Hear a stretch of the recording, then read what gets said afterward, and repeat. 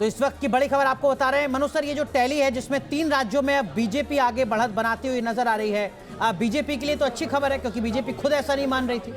हाँ देखिए, और मेरे को लगता है कि अगर हम थोड़ा इंतजार करें आधे एक घंटे का, तो इसमें हो सकता है कि काफ़ी ज़्यादा चेंजेस आएंगे। मनोज जी, लेकिन अगर जिस तरह से हम देखें कि अगर हम मध्य प्रदेश की बात करें, एंटी इनकम्बेंसी वहाँ एक फैक्टर था, उसके बावजूद भी अगर आप क्लोज फाइट में आते हैं तो ये अपने आप में बड़ी उपलब्धि है कि 18 साल में आप इतना कोई ऐसा पॉइंट नहीं दे पाए हैं विपक्ष को कि वो थंपिंग मेजॉरिटी, यानी कि अभी विकास चंद्रा से भी बात हो रही थी, वो कह रहे थे कि एमपी इलेक्शन में इस बार एक अलग तरह का पैटर्न था, ना चेहरा है, ना मुद्दा है, ना कोई एक स्ट्रॉन्ग वेव है, कुछ भी नहीं फील हुआ है। हाँ देखिए, चेहरे की जहाँ तक बात है, अगर हम बीजेपी की बात करें तो लास्ट में चीफ मिनिस्टर ने, शिवराज सिंह चौहान ने काफ़ी अच्छे तरीके से इस इलेक्शन को कॉन्टेस्ट किया। और जहाँ तक बीजेपी की बात है, शुरू में उन्होंने अगर हम आज से 4 महीने पहले की बात करें तो उस समय बीजेपी ने शिवराज सिंह चौहान को ज़रूर साइड में करने की कोशिश की थी। और जिस तरीके से टिकट्स का डिस्ट्रीब्यूशन हुआ, ये जो पहला जो राउंड था, सेकंड जो राउंड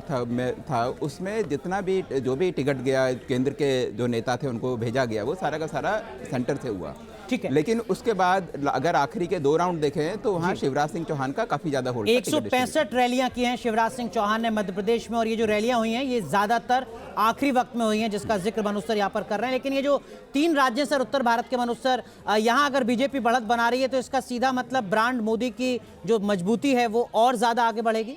देखिए, राजस्थान में 2 ओपिनियन है। एक तो ये है कि वसुंधरा को इन्होंने साइड में किया, उसके बावजूद भी अगर इलेक्शन जीतते हैं तो इसका मतलब ये है कि जो मोदी का जो चेहरा है,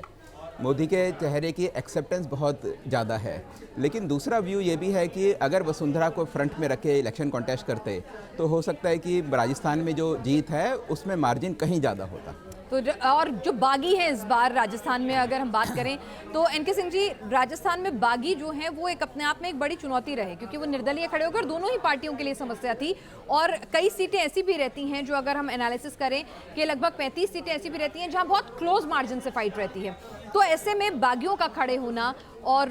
कितना बड़ा ये इस पूरी टैली को अगर हम ऐसे ही आगे बढ़ता हुआ देखते हैं तो आपको लगता है कि कितना बड़ा एक परेशानी का सबब रहे बागी? जी, ये इंडियन डेमोक्रेसी का एक एबरेशन है, एक अजीब सा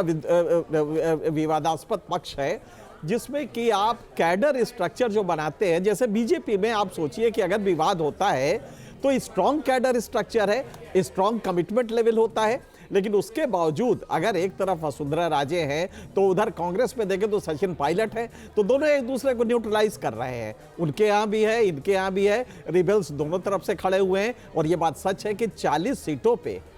अगर रिबेल्स प्रभावित कर रहे हैं तो एक टर्निंग पॉइंट हो सकता है। लिहाजा ये हमेशा ध्यान रखना चाहिए कि रिबेल एक बड़ा फैक्टर है जो हम लोग पोल एनालिसिस में आमतौर पे नहीं फैक्टर इन कर पाते। ठीक है सर, लेकिन राजस्थान में तो इनके सर ये माना गया कि जो सचिन पायलट गुट के ज्यादातर लोग थे उनको कांग्रेस पार्टी ने टिकट दे दिया, लेकिन राजस्थान में वसुंधरा राजे गुट के कई ऐसे बड़े नेता थे, कैलाश मेघवाल जिनको निष्कासित किया, बाद में यूनुस खान का टिकट कटा जिसको लेकर काफी ज्यादा बवाल मचा, कुछ लोगों के टिकट शिफ्ट कर दिए गए, सीटें बदल दी गई, बाद में उनको मनाने की कोशिश की गई। एक झटका, एक मैसेज वसुंधरा राजे को बीजेपी ने ज्यादा दिया राजस्थान में बनस्पत सचिन पायलट के कांग्रेस पार्टी में राजस्थान में। ये बात बिल्कुल सही है कि शुरू में दिया, लेकिन बाद के दौर में आप देखिए तो वसुंधरा क्या इस्तेमाल करने का, कि वसुंधरा राजे की इमेज का पॉजिटिव एस्पेक्ट है, तो वसुंधरा को इस्तेमाल किया गया। और यही नहीं किया गया, आप अन्य जगहों पे भी देखें, जिससे शिवराज सिंह चौहान लास्ट के 10 डेज जिस तरह का कैंपेन था और जिस तरह उनको ऑटोनॉमी थी कैंपेन में, ये इसलिए था कि आप अपने उसका, जिस आदमी में आपने 18 साल इन्वेस्ट किए हैं, जिसके लीडरशिप को ग्रो करने में, उसको आप ऐसे ही किनारे थोड़ी छोड़ सकते हैं। लिहाजा शिवराज सिंह चौहान का इस्तेमाल किया गया। लेकिन आप ध्यान रखिएगा कि इसमें जो सबसे बड़ी बात थी कि मोदी का फेस अभी भी मकबूल है। ये इन 2 राज्यों में अगर ये आता है तो ये करेगा एक मैसेज। और कांग्रेस की जो स्ट्रेटजी थी वो थी लोकल इश्यूज उठाइए और सिर्फ एक कास्ट वाला छोड़ दीजिए, कास्ट सेंसस का डिमांड जो राहुल गांधी करते रहते थे उसको छोड़ दीजिए। तो लोकल लीडर्स को पूरा उन्होंने वरीयता दी और तीनों जगह आप देखिए तो लोकल लीडर्स हावी रहे।